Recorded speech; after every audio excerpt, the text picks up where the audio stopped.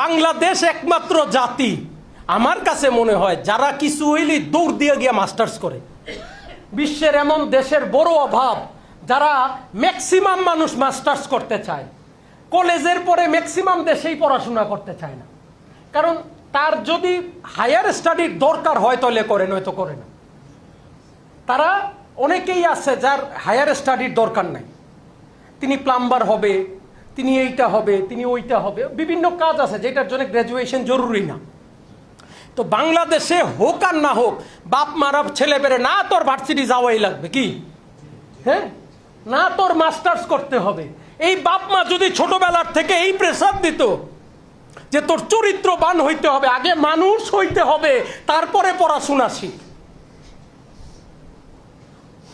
মানুষ না হইলে পড়ে পড়ে ডাক্তার, ইঞ্জিনিয়ার, প্রফেসর হয়ে লাভ কি? দিন শেষে তো পশুর মতো আচরণ করব আমরা। যেই বাবা মা আমারে পড়ানোর জন্য স্কুল কলেজ ভেঙে ফেলাইলেন নাকি, আমার মা রাস্তায় বসে আমারে পাহারা দিলেন, আছে না এখন ওই যে গার্ডিয়ানরা রাস্তায় বসে থাকে না, হ্যাঁ, আমারে পাহারা দিলেন।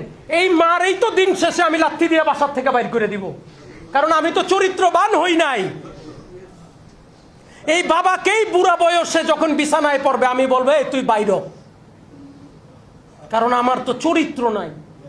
আগে মানুষ হইতে হবে, তারপরে আল্লাহকে পাইতে হবে। আমাদের প্রত্যেকটি আশেকে রাসূলের দায়িত্ব নিজে মানুষ হওয়া, নিজের মধ্যে মনুষ্যত্ব তৈরি করা এবং নিজেকে আশেকে রাসূল বানানো। যদি আমরা সেটা না পারি তাহলে আল্লাহর সন্তুষ্টি অর্জন হবে না। হবে নাকি? চরিত্র ঠিক না হইলে আল্লাহ সন্তুষ্ট হবে? আপনি নামাজ পড়লেন কিন্তু আপনি দিন শেষে চুরি করেন, লাভ হবে?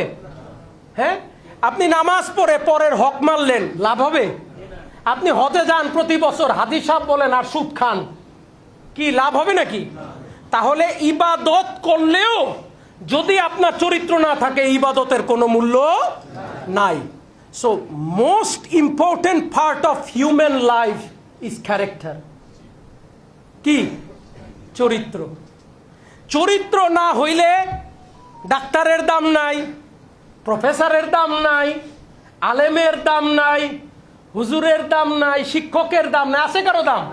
হ্যাঁ, 1000 কোটি টাকার মালিক কিন্তু চরিত্র ঠিক নাই, লাভ আছে?